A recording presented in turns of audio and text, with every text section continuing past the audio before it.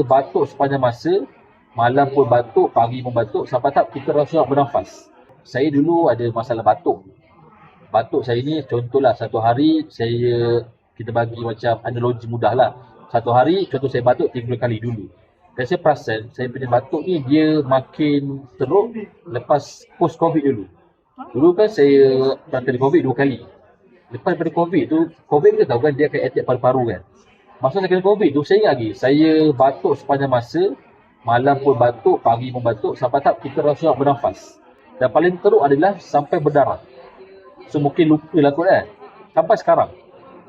So apa yang saya buat, saya try Rifco. Bila saya try Rifco tu, mula-mula dia makin teruk sebenarnya. Tapi semenjak 9 bulan lepas ni, batuk saya tu kalau dulu saya boleh katakan 30 kali batuk sehari, sekarang ni saya kata boleh macam sekali 2 kali je. Dan semakin okey. Cuma saya tak dapat lagi penerangan khusus macam mana Rifco boleh bantu benda tu. Tapi berapa biji? Saya makan sebelum tidur satu hari 2 biji saja. Direct 2 biji? Betul. Sebelum tidur ambil 2 biji terus telan je macam tu. Ambil satu hari 2 biji. Maksudnya sebulan tu kena ada 2 botol lah.